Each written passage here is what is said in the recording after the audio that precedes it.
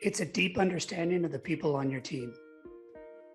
And then some would say, and I think I said it earlier, being able to influence, and I don't mean that in a negative way, certainly, right? No.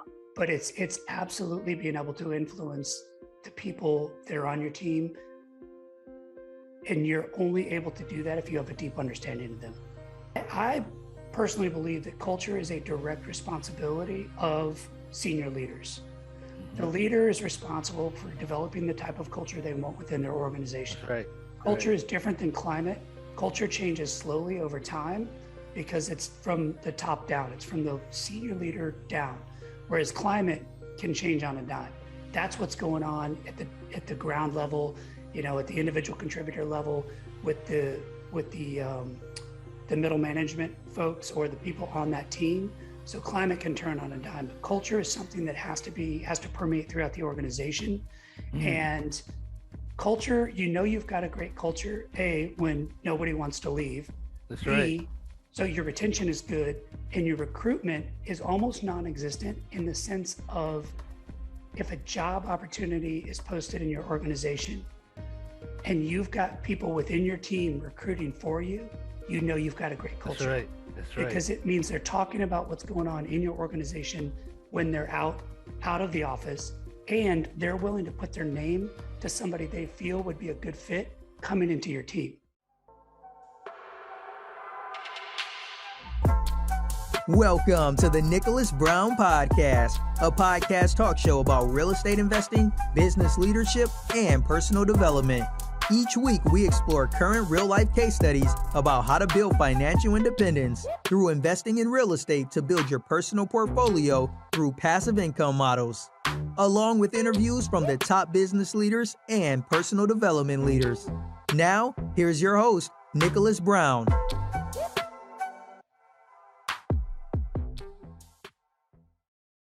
Welcome to the show, everyone. We got another great guest, another series about leadership, which, as we say, everyone has a different method of leadership and everything, but you got a treat here. Here's another method here of leadership. But anyway, as I get passionate, as you guys know, I'm going to read the about section, then we're going to get straight to the guest and go forward. So here we go. Today's guest is Jody Fletcher. Jody has over 3 decades of leadership and coaching experience in the Navy. Outside of the military, he has coached executives, small business owners, and people transitioning from one stage of life to another. Graduating from the Raleigh Coaching Academy was Jody's first step in transitioning into professional coaching. He's a certified, authentic leadership coach and resilience building leader, agent instructor. He's also certified in EQI 2.0 and Tilt 365 suite of assets.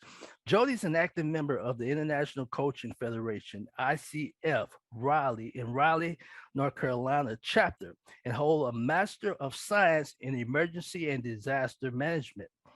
Throughout his military career, he's been to every leadership course, ladies and gentlemen, the military has to offer, and coach countless people and organizations and teams to success. Jody served in combat with small, highly elite reconnaissance and special operation teams and spent the last decade advising 2-star and 3-star general officers. I'm going to repeat that just to be correct. Jody served in combat with small, highly elite reconnaissance and special operation teams and spent the last decade advising 2-star and 3-star general officers with organizations of more than 45,000 service members and civilians. Ladies and gentlemen, I can go on another 2 minutes, but I'm just going to cut this short and let him explain more. So welcome to the show, Jody. Hey, thanks so much, Nick. I'm really happy to be here. Yeah, I'm excited to have you. Ladies and gentlemen, I plugged this before. Make sure you guys, it's free. Sign on to LinkedIn if you want to network with like-minded such as Jody, business-minded and, relationship. This is a good site. This is how I met Jody. But just to get to the nuts of it and get your experience on everything, we talk about 3 things here on this podcast. Jody, which hopefully in time we'll get you for another series. But this few past series have been about leadership.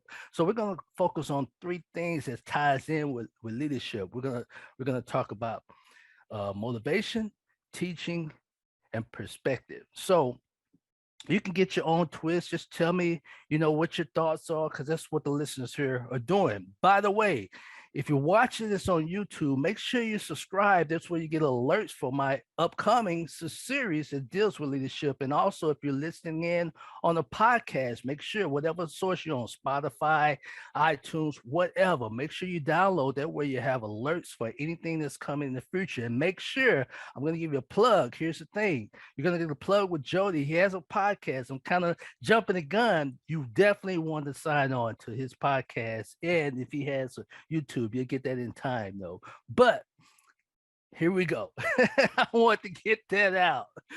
How many years of service did you serve in the military?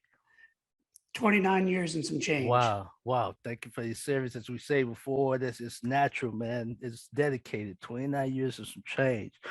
So as you know, leadership methods are different. Just depends. Would you agree? Absolutely. Yeah. So what motivated you in the leadership? What motivated you to become a leader in your field of expertise? That's a great question, Nick. I'm not sure that I used to tell everybody who would listen, especially once I became kind of the old guy behind the desk. Okay. I have no clue how I ended up where I did, working for all the amazing general officers that I had the pleasure and the honor of serving with and working for, and being able to lead the Chiefs Mess and all the things that happened for me in the military. What motivated me was always fun and people. Okay. And to this day, I think it's how I've still kind of ended up where I am, because I look for things that seem fun to me. Okay. And I look to surround myself with people that I love and people that I enjoy being around. That's how I ended up where I did in my military career. The first 20 years was a great time with a bunch of amazing human beings having fun doing, young guy stuff. And then as I transitioned out of that and into the more senior leadership type of roles, I had the privilege of working for, I think, 8 general officers by the time I retired.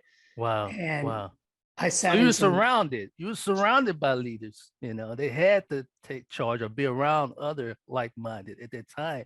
But what about your younger years, like your teenage years? Did you ever have that is it born? Do you think it's born to be a leader, or is taught? I think some people have more of a predisposition for leadership. I do think that you can absolutely learn and hone your leadership skills. Okay. And I think it all boils down to people skills. To me, leadership is all about people. How do you interact with people? They call it soft skills nowadays, but it's really about how you are with people. And if you're good with other human beings and you understand what motivates them, what makes them tick, leadership is all about influencing people and building an environment for other people to be amazing. Wow. Were you in sports your teenage years, your younger years? I played soccer and I ran cross country and track. So even cross country was a team sport to some degree. Right. More human element came into that when we were training. We'd be out on long runs, and that's where there's nothing to do but talk to the person next to you, because we're probably dating ourselves, Nick, but that was long before iPods and all of that kind of stuff. And right. So we'd be out running for hours and just talking to each other and getting to know the other people, the other runners on your team. And so I guess to that end, cross country is a little bit of a team sport, not like soccer where you've got to understand, hey, Nick's better at shooting than I am, so I need to pass the ball to him. But in the sense of getting to know people on a human level. Okay. So basically, you think you got to be more of a people person to adjust with people's different types of, would say, motivation to get them moving, to get them to progress to whatever the overall goal is. Absolutely. You have to understand what motivates your people, what makes them feel valued, Right. and what is going to make them wake up in the morning and say, I get to go to work, not I have to go to work. Okay. So what led you to the military? Because you dedicated to the military over 29 years. What led you to, did you go as a teenager? Did you start when you got out of high school? I did 20? 12 days after I turned 18, I hit boot Wow. camp. Yeah, I went to And summer out to mine. After I graduated, like I went in September 25th, but we graduated, I think, like in July or whatever. But man, I I had remember this, that. yeah, I had the summer as well. I was an October birthday. So, I had the summer after high school to kind of hang out with my buddies and stuff, and then turned 18 and I was in and I shipped. My dad was in the Navy also and was a Okay. corpsman, served his entire career with the Marines as well. So Wow. it was natural for me to just kind of go in.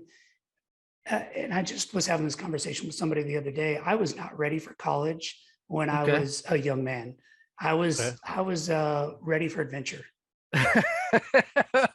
The light word. Okay. Yeah. Okay. You're ready for the adventure. Okay. So was that your choice? Like, man, if I don't, go to college, I'm gonna be a wreck. I mean, I think I need to go to the military. Was that your choice? Did you have that choice? Did you have choices? I did, and I could have gotten into, at the very least, started at community college and all that. As a military family, we didn't have a ton of excess money or anything. I wasn't going to go off to some 4 year, and I wasn't the kind of athlete that had scholarships. I was a Sure. good athlete, but I wasn't an amazing athlete. I Sure. was a good student, but I wasn't an amazing student. Right. Right. Right. And Average. right, just run of the mill, kind of the gray man. But I think it was around 10th grade that I realized I wanted to go into the military. I wanted to be in the special operations world, and I wanted to be in the medical side because that's what my dad did. And Okay. not that I was necessarily following in his footsteps out of legacy alone. I always thought from a very young age that it was so cool he could help Mm. people. Right. That was what Right. intrigued me Right. first, Right. Right. was his ability. Right. I can't tell you how many Yeah. wrecks we stopped at when I was a kid and all Mm. that, and he was able to help people. So I knew I wanted to do that. And then, the grittier side of things also appealed to me. Like I said, I was ready for adventure. So my Did it feel junior, natural? Did it it feel did. natural? Yeah. That's how it was. It still is with me, but the reason why I went to the military, I was like I told the last guest, I would have jumped in front of the bullet for anyone that can't take care of for themselves, man. I still feel that way, but your mind says yes, but your body says no mentality. I can't do all that, but I will defend people. But it's just natural, man. I'm a people person too, so I can tell with you. So but you got in a different field. Were you a part of the war?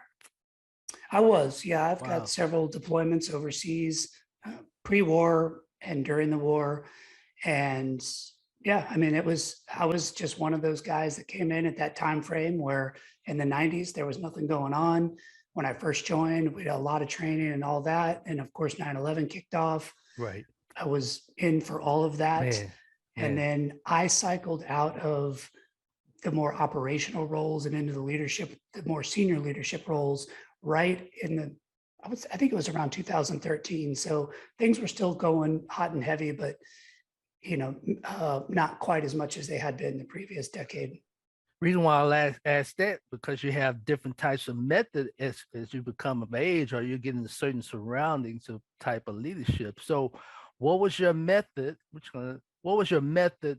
What was the difference you think being around a bunch of officers at that time? You said in 2013 you had to adjust your way of leading or being around I don't know leadership. that I necessarily adjusted my way of leading. Okay. I certainly adjusted my language. When you're when you're Right, with right, all the other right, young people, you can right, talk like a hooligan, and then right, once right, you're right, you got to put your big kid pants on, then you need to talk like right, an adult. right. But really, the principles of leadership, in my opinion, were the same.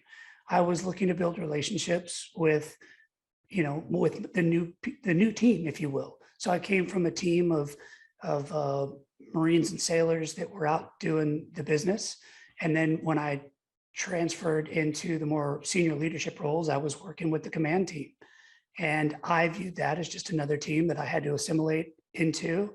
I had to figure out the value that I brought to that team And as well, I had to figure out the personalities that were in those teams and the value they brought so that we could be the most effective team we could be. Would you agree that when you said team, we got to see what motivates us to get to our mission, our goal? Would you agree with that? It just Absolutely. And I think part of being a good leader is also being a good follower. That's right. That's right. And it's the same in an athletic standpoint. No matter how fast or strong you are, there's probably somebody out there faster and stronger than you are. Same with leadership. No matter what level of leadership you're in, there's somebody who's, senior to you. And Mhm. it's realizing where you fit in that structure and how you can best serve the rest of the team. And I talk a lot about customer service with my corporate clients now. And I will ask executives, C-suite folks, who are your customers? And it's interesting, Nick, because a lot of times they will say things like, well, it's their actual customers, right? Whatever their business is. If they're making hamburgers, the customers are the ones that are buying the hamburgers. And I Right. help them understand or maybe see a different perspective that if you're the CEO, the chances of you serving a hamburger to somebody are slim to none. Your customer is the person who is directly reporting to you. How Right. do you Right. best Right. serve that person so they can then turn around and serve their That's customers, which right. is probably the next level of the team. And it goes all the way down until it's the person who's actually serving the hamburger to Right. the quote unquote customer. Right. But we Right. all have customers, and you have to understand how you serve the people that you're. I always look at it as I'm working for them. That's right. As a leader, I was doing less than the people that were quote unquote working for me. My job was to support them and build an environment and provide them the resources where they could be amazing.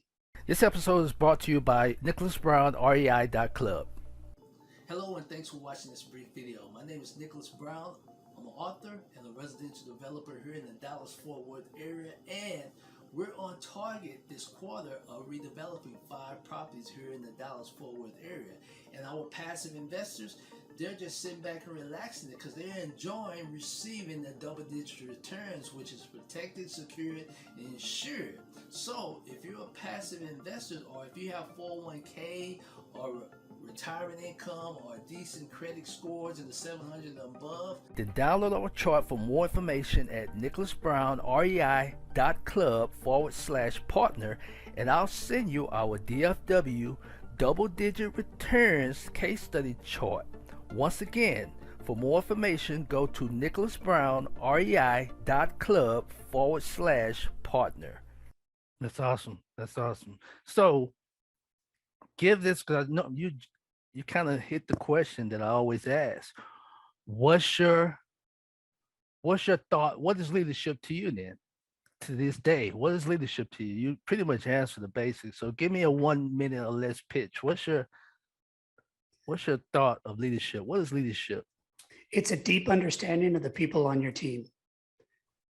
And then some That's would right. say, and I think I said it earlier, being able to influence, and I don't mean that in a negative way, certainly, right? No. But it's absolutely being able to influence the people that are on your team. And you're only able to do that if you have a deep understanding of them. That's awesome, man. Listeners and watchers, you may be an atheist or whatever. I'm a believer, I'm non-denomination, but that's in the great test booklet. That person was just giving and giving. You know what I'm talking about, right? Mhm. He just gave and gave, and people just, it just draw their attention. They want to do for him to get to that mission. So, man, you hit it, man. You just made me think of that, though, man. It's just keep giving, helping out, be assistant to someone, and the momentum will happen. For work together as a team. I believe in teamwork, though, man. I don't believe in being too I don't say arrogant or whatever, but someone has to lead to be an assistant so we can get to that goal, our mission we're trying to get to and accomplish so we can celebrate together. That's why I believe it. So you hit a point, man. You hit a point. So people, deep understanding. That's awesome, man. You hit me on that one. I appreciate that, man. You got me on that one. That was a deep one. So, can you teach us for a new leader? So, let's just say, who you deal with, executives? What's your field? Who do you deal with now? Because it's going to lead to the question that I'm asking Oh, about. I work with a lot of senior executives, directorate level, C-suite level, and my overarching goal is to help increase self-awareness so that Okay. those executives can turn around and build an organizational culture that no one on their team could imagine leaving. Okay. So, what could you teach a new senior executive or someone's new to that field or that promotion or that business? What do you teach? What's the process or advice you would give them, he or she? It all starts with self-awareness, and it's Mm, understanding. I mean, it's self-explanatory in the definition or the word itself, right? You have to understand self-awareness. yourself before you can go out and start to try to understand your people. But the biggest piece of advice I think I could give people, and one of the things I talk about a lot, is drop your guard. Don't be afraid to say things and be real with your people, be authentic, Mm, be vulnerable, all the buzzwords that are bouncing around right now, but they're buzzwords for a reason. People see that. And if you really genuinely care about your people, that's how you start to build that bridge of trust. that's And right. once you build that foundation of trust, the team's going to do anything for you, but they have to trust you in a way that they're willing to speak up and give you their great ideas or tell you that they think the team is going off course or whatever it happens to be. I just saw one of those LinkedIn memes the other day that said something to the effect of, be worried when the people that are most vocal in your team stop talking. Yeah, I knew what it was saying. Yeah, that's so true. Yeah, beware because something's happening. They don't That's believe right. it. Yeah, right, And right, so right. if you've got a team that is afraid to talk, then do you really have a team, or are you running a dictatorship? Let's come to the word you said, self-awareness and culture. What do you mean by I know what you mean, but what do you mean on culture? For I personally believe that culture is a direct responsibility of senior leaders. The Mhm. leader is responsible for developing the type of culture they want within their organization. That's right. Culture Right. is different than climate. Culture changes slowly over time because it's from the top down, it's from the senior leader down, whereas climate can change on a dime. That's what's going on at the ground level, at the individual contributor level with the middle management folks or the people on that team. So climate can turn on a dime, but culture is something that has to permeate throughout the organization. Mm, And culture, you've got a great culture, A, when nobody wants to leave, that's right. B, so your retention is good and your recruitment is almost non-existent in the sense of, if a job opportunity is posted in your organization and you've got people within your team recruiting for you, you've got a great That's culture right. That's right. because it means they're talking about what's going on in your organization when they're out of the office, and they're willing to put their name to somebody they feel would be a good fit coming into your team. So Wow. if you've got great recruitment or great retention and very little actual recruitment going on, you've got a great culture. But culture is also one of those things that every person in that organization has to be able to explain it on a basic level.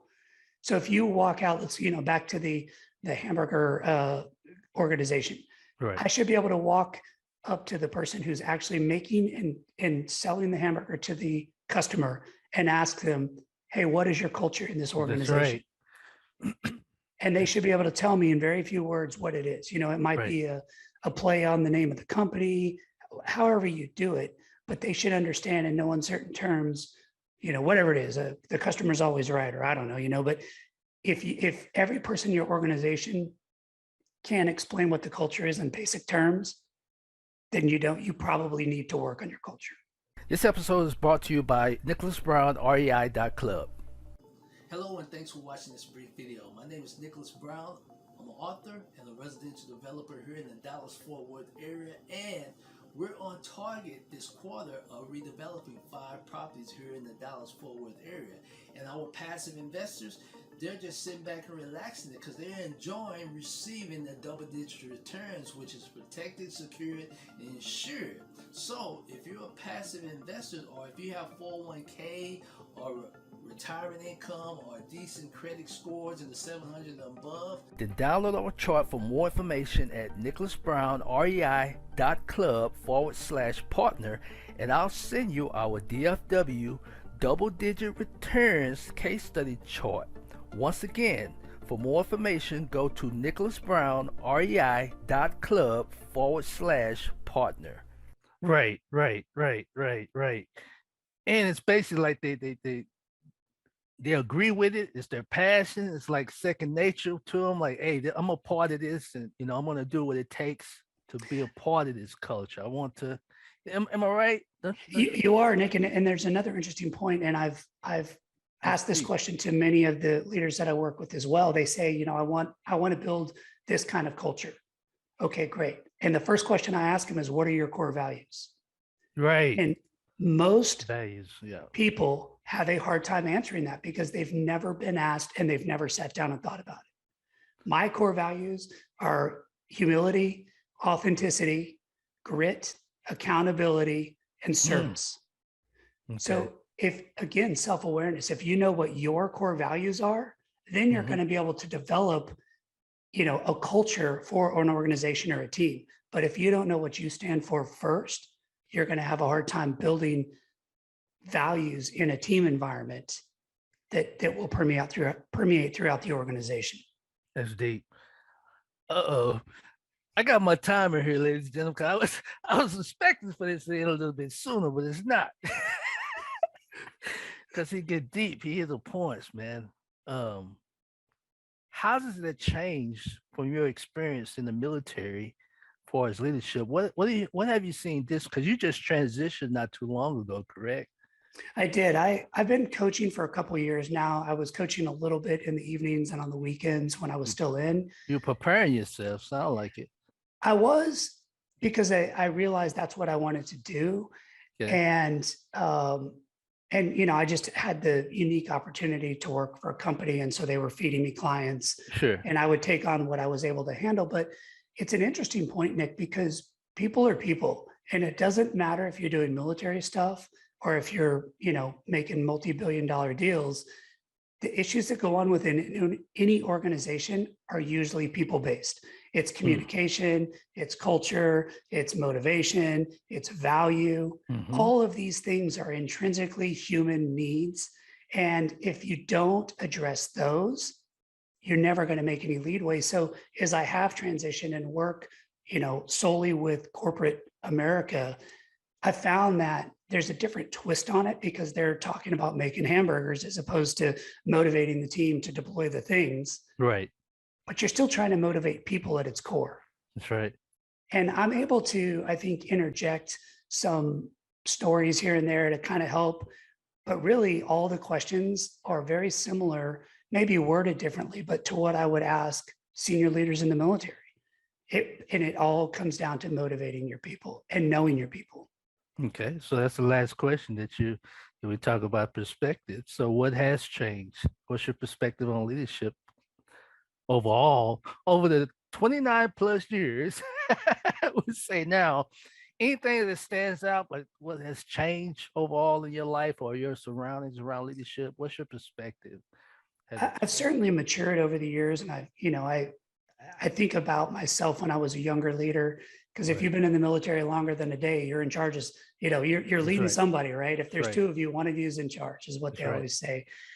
So I've matured over the years. I think patience is something that has given me more perspective. And I've always been a really good listener, and I've always been a patient person. But I find that the more I exercise patience and listen, the more I understand people. And the more you understand people, the better leader you're going to be. That's awesome, man. That's awesome.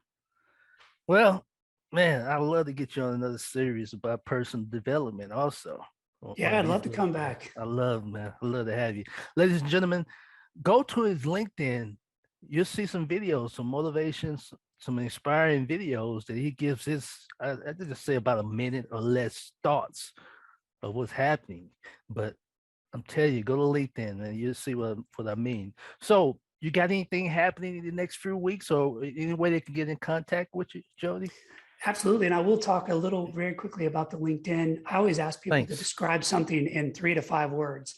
And I Okay. just had this epiphany one day that was kind of my little video hook. So I do leadership concepts in 3 to 5 words, Wow. explained in a minute or less. So the Okay. video content is very short and digestible. I post them once a week, and it's simple concepts. The first thing I started with was I don't know, which is a very important thing for a leader to be able to say. I also just started a podcast that we haven't dropped the first episode yet. It should be coming Okay. out, depending on when this episode posts, but we're Sure. starting in January. I will say that. And it's called That L Word. That L word. That L And word. Okay. most people think about when you say that L word, the first thing that comes to mind is love. And we're talking about leadership and love and how the two should be spoken in the same sentence. Wow.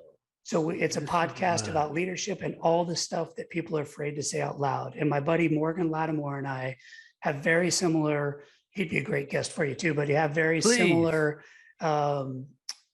thoughts on leadership, and our personalities are similar and different. He's Sure. a huge personality. And so Okay. anyway, we started this podcast that will be dropping soon. So it's That L Word. Okay. And we'll be blasting it all over social media and stuff. So it should be easy to find. It'll post once a week as well. That's our rhythm that we're trying to set. And then if you're interested in anything that I provide, services, executive coaching, organizational development, I do personality assessments, EQI, Tilt, and I just got certified in Forte, resilience building leadership program. I do all of that stuff. I offer that full suite as well. My website is e5professionalcoaching.com. Okay. Can you repeat that again for the Sure, listeners? it's e5professionalcoaching.com. The number 5. The number 5. Okay. Mhm. Okay, ladies and gentlemen, you hear that? Okay, you see that? Okay, E5. Okay. And then, every way you can get in touch with me is on there. There's a phone number and email. And obviously LinkedIn is a great way to get in touch with me as well.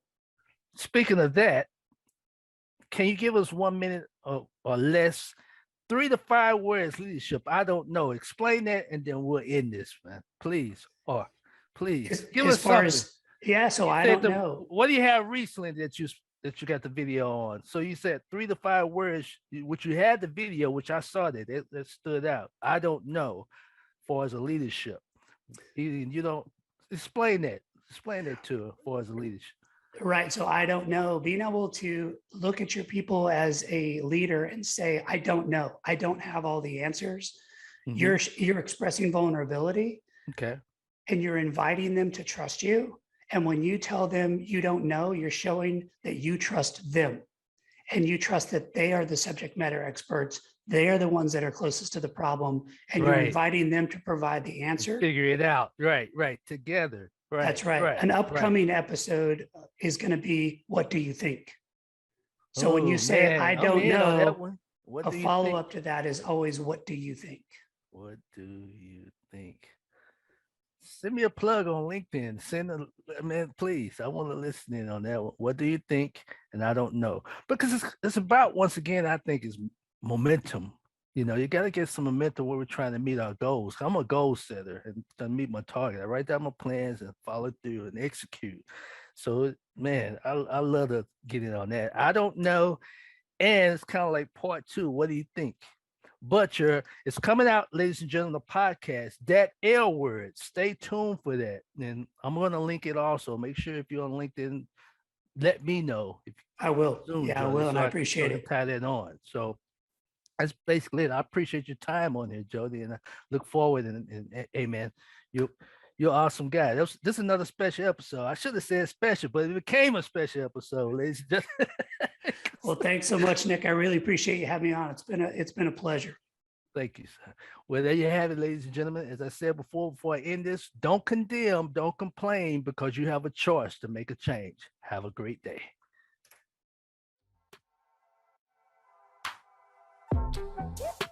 Thanks for joining us on the Nicholas Brown Podcast. Make sure to visit our website, www.nickbrowninc.com, where you can subscribe to the show in iTunes, Stitcher, or via RSS, so you'll never miss a show. While you're at it, if you found value in this show, we'd appreciate a rating on iTunes. Or if you'd simply tell a friend about the show, that would help us out too. If you like this show and you are a new real estate investor, then check out one of Nicholas's free reports called the Wholesale Dominator Report, also located on our website, www.nickbrowninc.com/free reports. Be sure to tune in for our next episode. And remember, don't condemn, don't complain, because you have a choice to make a change. Have a great day.